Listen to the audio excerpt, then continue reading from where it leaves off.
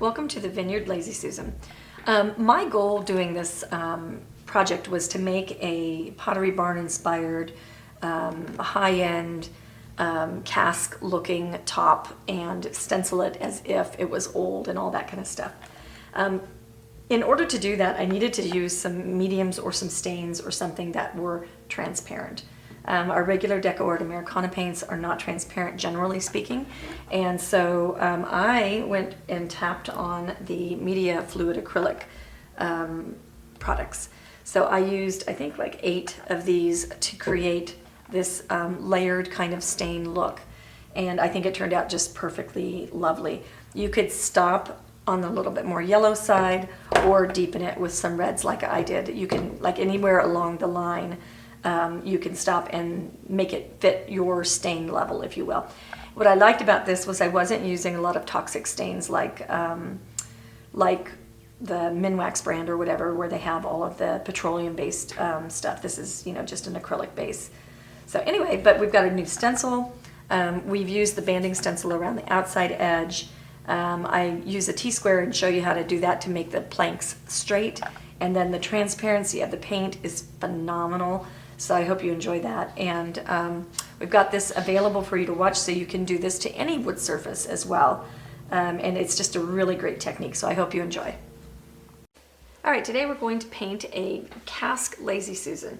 The first thing that we need to do is we need to seal our surface, because we're going to do a kind of a staining technique that requires just like washes of color, and this kind of surface will just kind of suck it in and not allow the colors to sit on top. It'll make them come into the grain. So we're just going to go ahead and get it sealed and dried. And this is a multi-purpose sealer from Deco Art. All right, I've got my surface dry, and I'm going to use raw sienna. And this is the Media acrylic paints in raw sienna. These paints have no filler, so when you put them over your paints or over your surface, they're going to actually let whatever's behind it kind of show through. And this is a real benefit when you want a little bit more lustrous looking effect. Now this is going to be our very back level of our wood grain. So I wanted it to have just kind of a yellow undertone without screaming too hard and too loud. And I think this might be the wrong one. I'm in the wrong one. Okay, I want to start with transparent yellow oxide. Yeah, that's the right one. Okay, so I'm not going to worry about that. I'm just going to go over the top of it. And this is just a little bit less golden.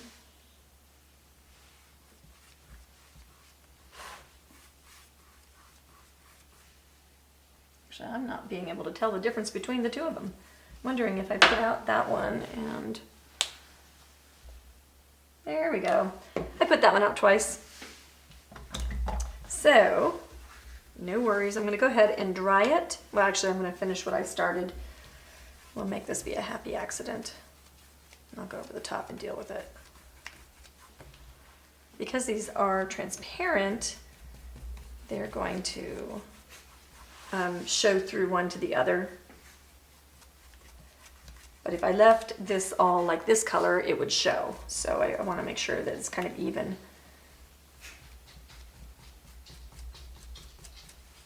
And then the whole time I'm doing this, I'm going to try to keep my strokes straight up and down, as long as my surface doesn't start walking. And the reason for that is I want to start creating and building some wood grain. Then we're going to take my rake brush and some raw Media Fluid Acrylic raw umber, and I'm just thinning it with water, and we're going to tap it and make. The wood grain has a lot of little nicks and grooves and crannies and stuff like that, and I just want to put that down first so that it gets glazed over. Instead of just being on top, we'll make it have layers of stuff. Okay. Okay, now I'm going to have my handy scraper handy, my paper towel, and a big old flat brush, and I want to keep this thing straight so I know where I'm going. So I'm going to put on a wash of my paint, straight up and down.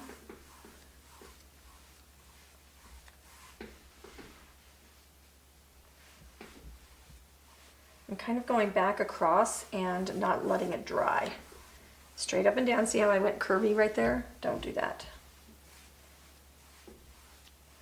Straight up and down, straight up and down. Now come over to this side, don't let it dry. You might need to practice on a little practice sheet there. Okay, and go off your surface. Don't worry about it spattering. I've got to make sure your surface is protected. Okay. I've got a nonstick mat on mine. Okay, now what we're going to do is we're going to take the straight side of the handy scraper and we're going to stop where we want to bring planks, and we're just going to pull it straight on down, and we're going to scrape that paint off. You can leave like a little ridge. It helps if you get kind of over it. I'm going to have to go sideways to see.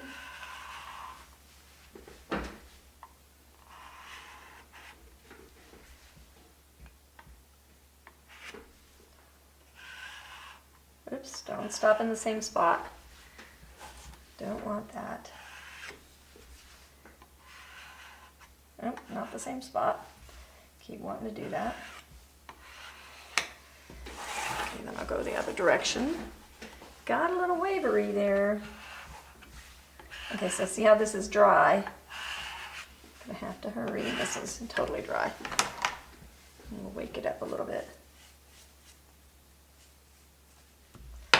I don't want to put extra coats on it because I don't want it to be darker than the others. Okay, so that's our first pass with our wood grain. Looking at it, I've got a curve right here. Straighten that out just a little bit, and then I've got a curve there.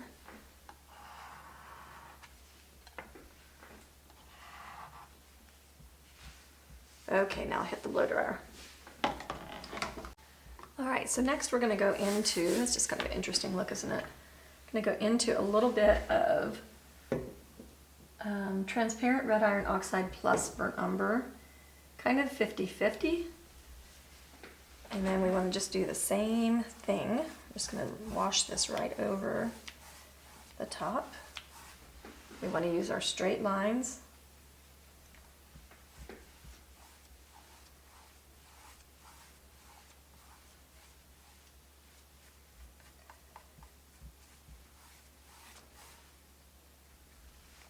A little bit more.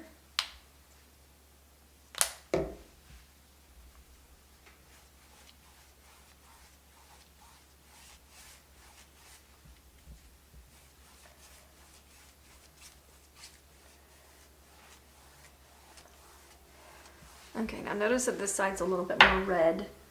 It's because my color was more red on it. So I'll put out a little bit more of our stuff, a little bit more water, and then we'll continue.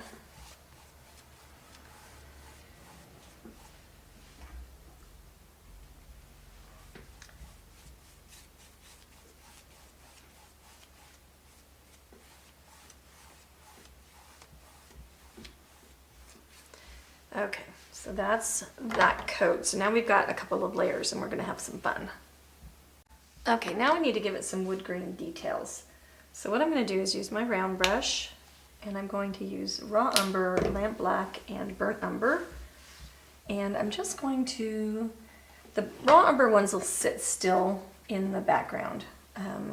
The burnt umber, the black ones will stand out the most. So what we're gonna do is we're going to put some knots. So we're going to put the middle thingy bobber, whatever that thing's called, in the middle of the knot.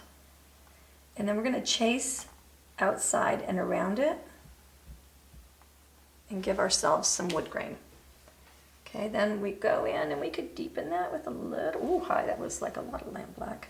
All right, well, that one's going to be a shocker. And so we can give this just a little bit of extra.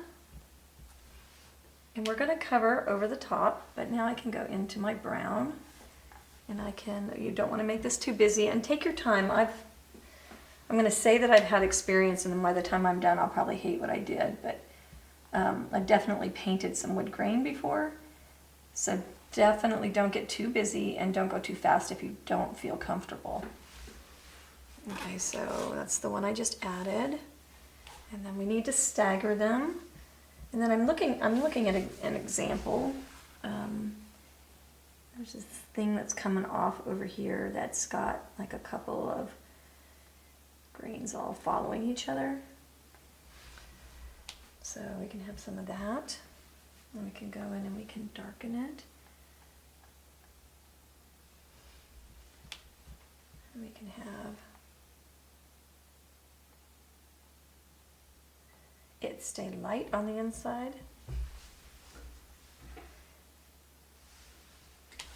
Kind of read your board.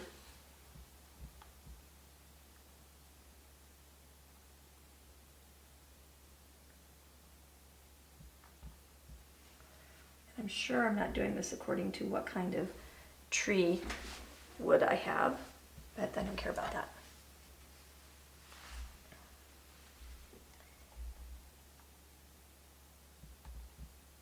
Shake my hand just a little bit, just to see if it makes me like it a little bit more natural.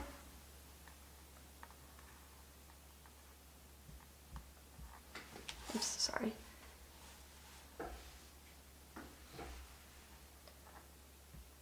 Don't make everything the same size either. I have a tendency to get all like in a row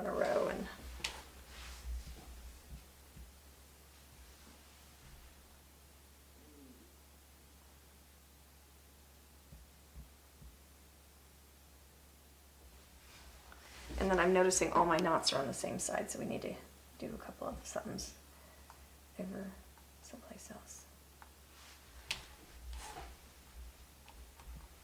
And then some of these boards could maybe be messed up a little bit. I know they're joined and stuff, but maybe they've got like a wood grain that's fallen apart or something, like it's really old wood. I love the transparency of these paints.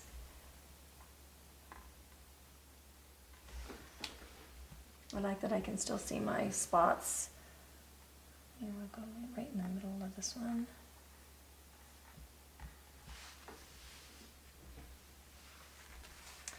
And then we can have a couple of fairly significant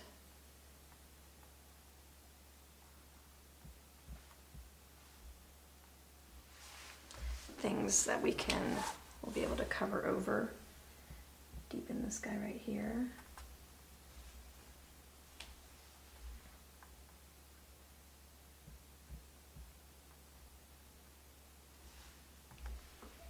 I'll just pat him down just a little bit. Deepen this guy. And then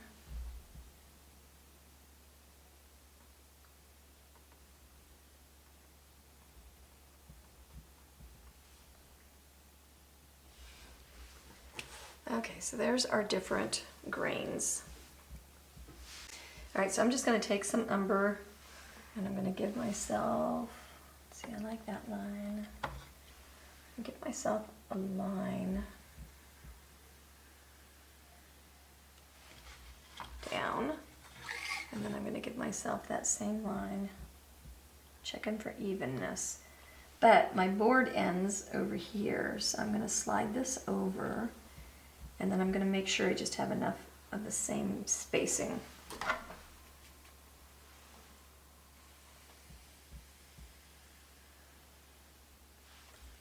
Okay, and I've got that line. And I'll just get myself, this one ends over here, and I did something funny over there. They don't need to be evenly spaced, because I don't think that that's how old wood would be.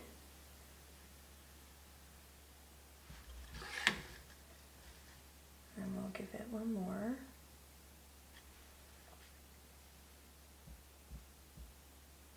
I'm just using burnt umber. Flip it around. And hopefully I can still see my lines.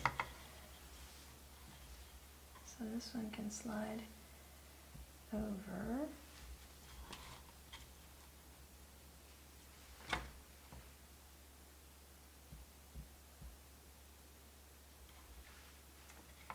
I have a line. This is me pondering. This is my pondering voice. Okay, so I'll just continue this. I feel like now I'm getting boring. Continue this down along the line. All right, so now I've got a little bit of black mixed in with my burnt umber and water. I'm gonna go back down along.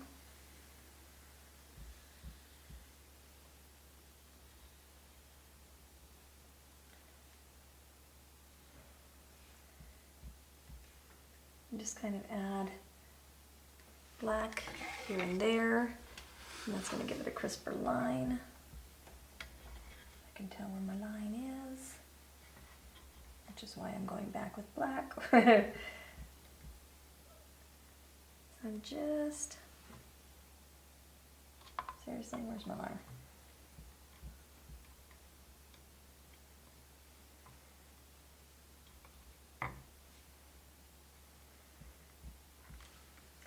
We'll make that be the line. How about that?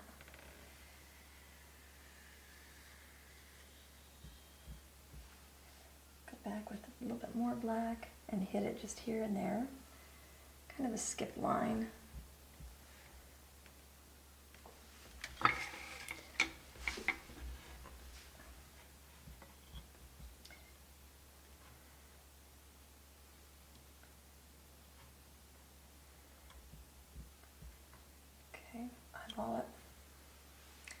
Eyeball it and call it.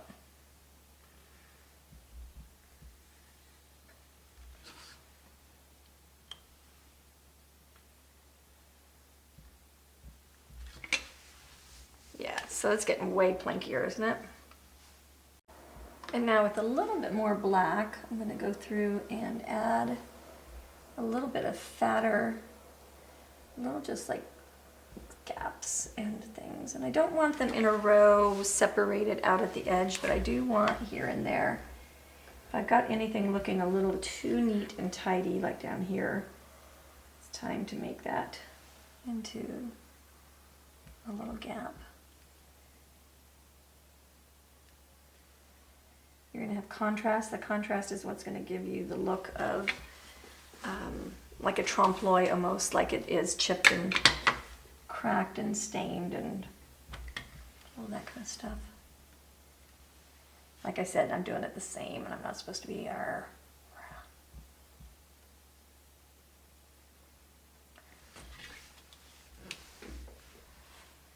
So you can add a couple of, just a little bit of aging and distressed cracks, like it's been dried and polished and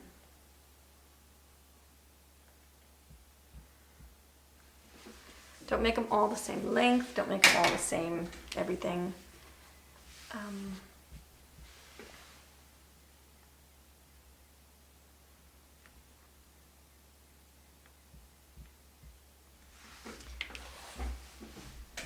and I'll just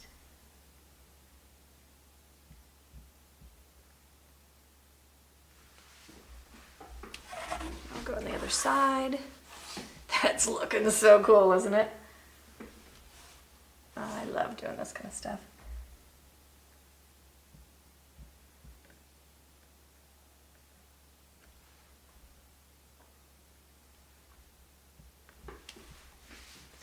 Like I said, not too many.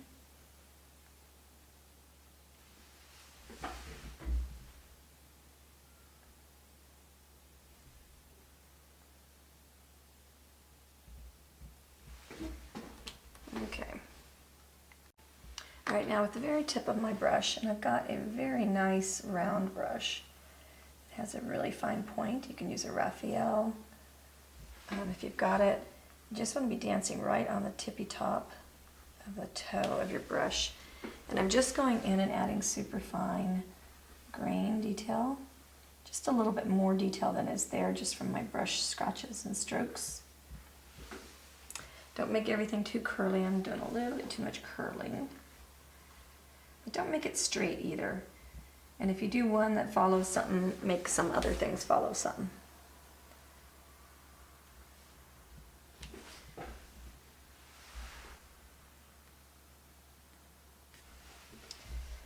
Okay, I'm gonna get out of this before I do too much. Probably about there right now. So that's where I'm at. And now we're gonna do the piece de resistance. We're going to sand. And we're going to try sanding. This is super rough. This is like 60 grit sandpaper. And we're going to try sanding. We're gonna sand straight in a line. And we wanna relieve some of the base from this light wood. And we don't wanna do it everywhere. So we're just gonna see what we see.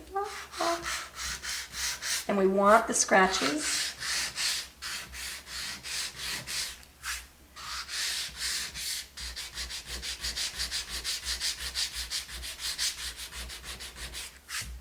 So see, that's leaving me some light areas.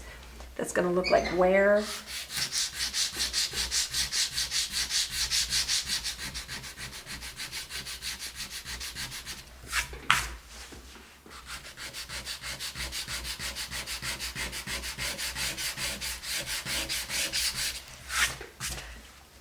Okay, now I'm not done, so don't panic.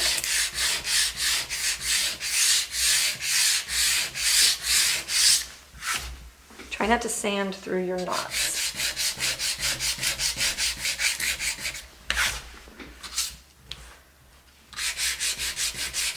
Sanding in a straight line is going to be your most important thing, because those lines are going to help make grain and add another dimension.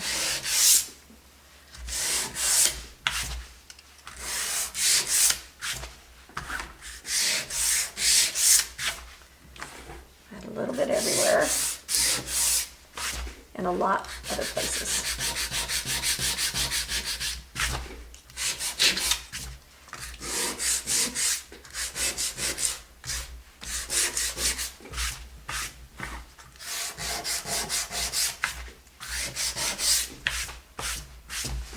All right, wash that all off.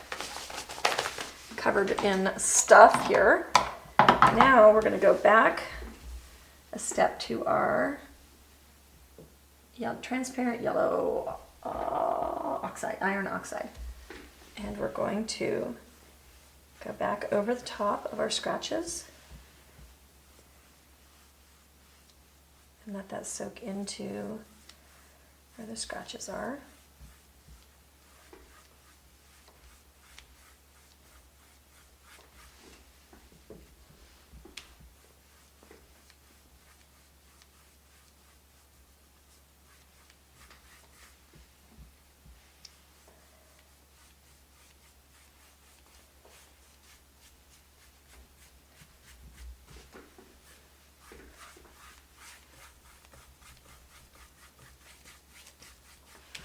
Okay, so now what that's done is it's yellowed it up a little bit for me. It's looking a little bit orange. Now it's looking a little bit yellow, but I've got a plan. Okay, so now we're gonna go burnt umber. I'm gonna do a little bit of dry brushing.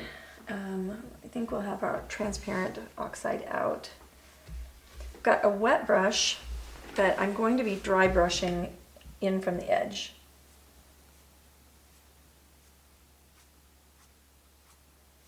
Okay, so I'm just loading the tip of my brush, blotting it on the paper towel.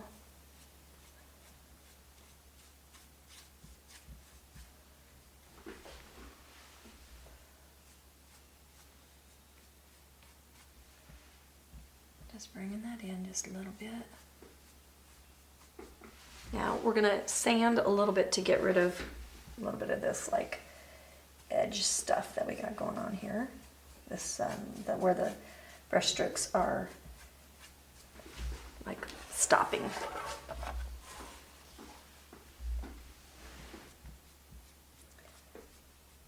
And then we want to bring some in a little bit further than others. Whoops, sorry. Straight on in.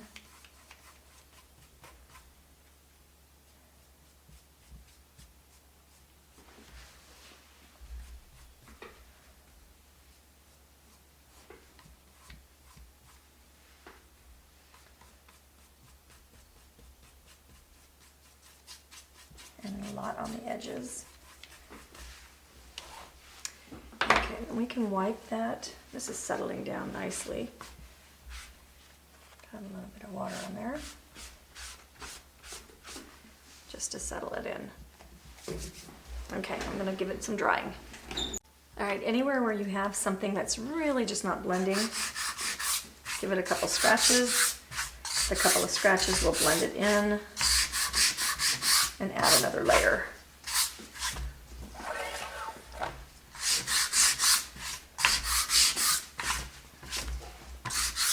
Okay, now we're going to get dangerous, and we're going to go into black, or at least black plus something, black plus brown, I think. Not quite dead black, but all right, and this is going to need to be really straight, and it's not going to be everywhere. And then I'm probably going to want, let's sand through the wet.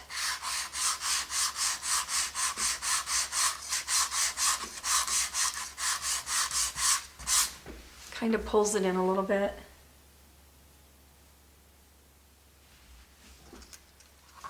Kind of gives it that aged.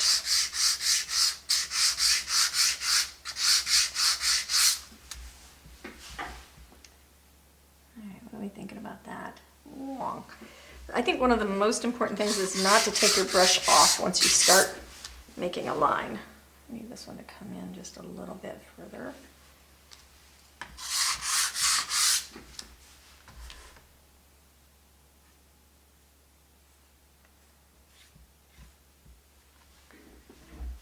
Okay, so that's looking a little bit weathered and stuff. I'm wanting the brush to just kind of speak.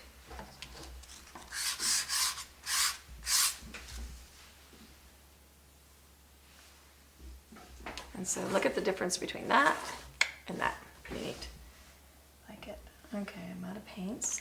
So I'm just going to continue and do this on the other side as well. All right, now I'm going to go into my black with water, so 50-50, and I'm going to spatter. I'm spattering everything right now is what I'm doing. I'm going to stand up and get away from it. I'm spattering up, down, backwards, forwards, more at the edges.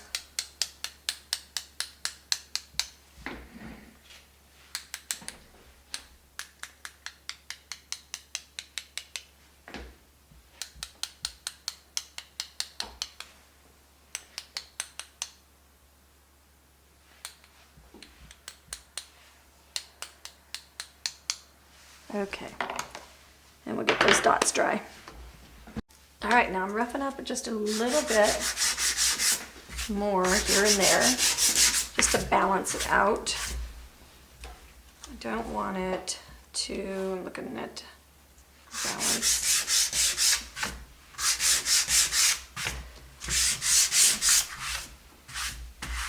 Okay, I'm loving how this is turning out. All right, we need a little bit of red in there. I'm gonna mix my red and my red is transparent red iron oxide. And I'm mixing it with the burnt umber. Get a little bit of red streaking here and there.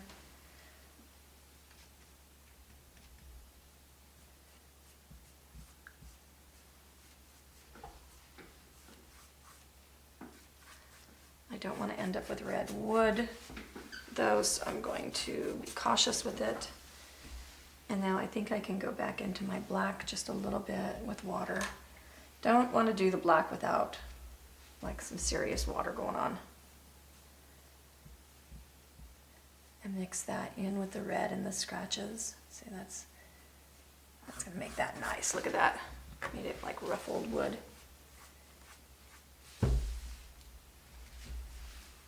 Ooh, hi. And that's what happens. You base coat. And that's too much. So we'll go sandpaper.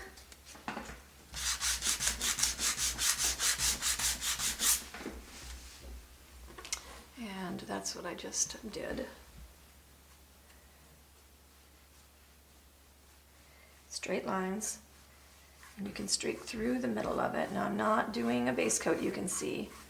I'm just bringing a little bit of that warmth in.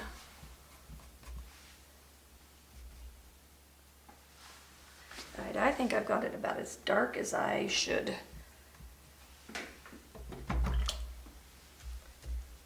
Got it about as warm as I should, I think, and I think we're gonna stop right there. All right, to stencil, I've got this lined up. Just gonna go in with black, and I wanna pounce it off on, I'm gonna load in the middle, pounce it 3 times at least, sometimes 5. If you don't pounce, it will bleed. So you definitely always want to pounce. I want this to be a fairly clean stencil, so I'm not going to scumble it. I'm going to base coat it by stippling, which is what I'm doing now.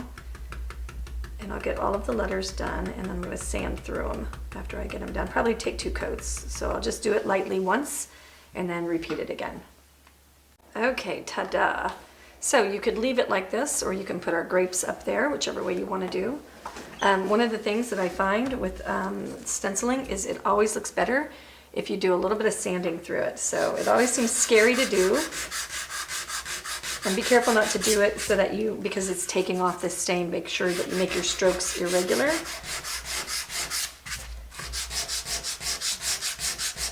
Just want to sand into that paint just a little bit, just to make it look as if it's joined with the background.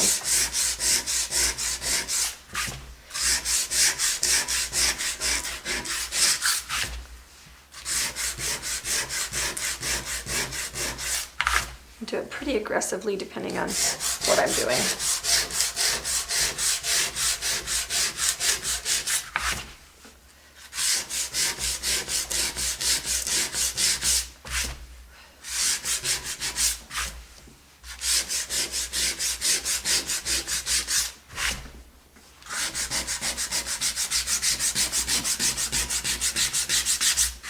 Okay, I'm getting a little aggressive and I'm going a little sideways, straight up and down.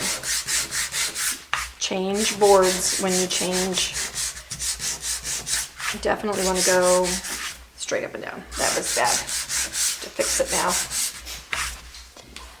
Okay, and I can flip it over. So that just looks cool, doesn't it?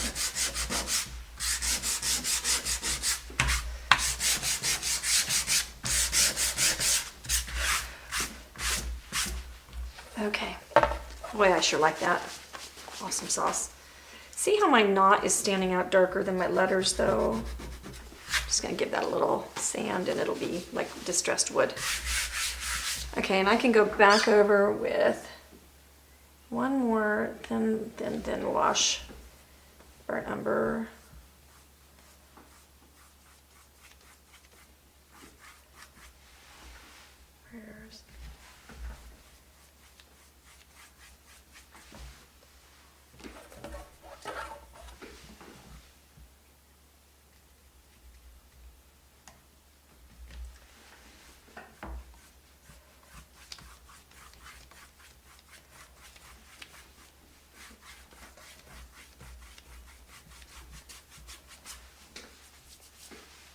Okay, and we'll get it dry. All right, I was gonna paint grapes with color on here, but I think in keeping with kind of the on-trend cask Lazy Susans, they're generally not colorful. So I'm gonna go ahead and just make this black grapes using my grape stencil.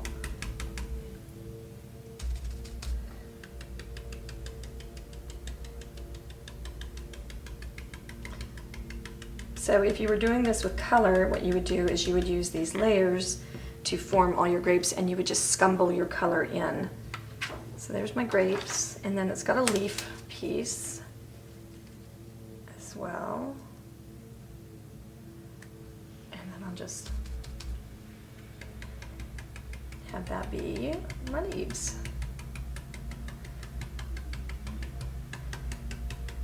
I really love how this wood grain turned out. And I think it's pretty simple once you have the steps.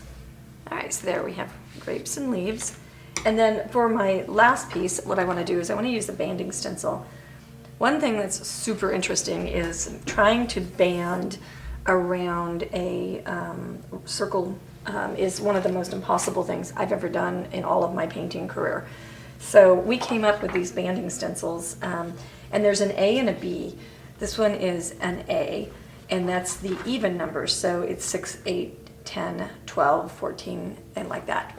So what happens, and then the other thing that's kind of cool about it is you can, this started out for clocks, so you can put this in the middle of your clock, and then you can put a pencil or a marking tool there, whoops, and then put your lead in any one of those holes and make other bands if you need something that's in between. So it will mark for you as well. But this one, we find the one that this is a 16-inch circle, and so then I just line up my 16 to the edge and go at my banding. Super simple. And there's different sizes. There's 1/8 inch, 1/2 inch, that kind of stuff. And then as you go, you lift it up and you just rotate it around.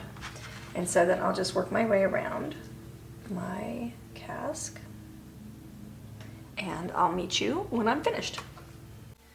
All right, I'm gonna just glue this Lazy Susan base. Oops, I'm gonna poke a hole. Oopsie. Get it together here. I'm gonna just glue this to the bottom of my panel. This one's gonna be a permanent Lazy Susan. I've got a whole series of them that are reversible, but I didn't want any center nugget on this one.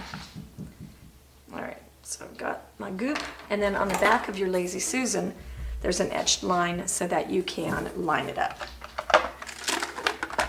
So just slide that puppy over and let it dry. And there's our Lazy Susan.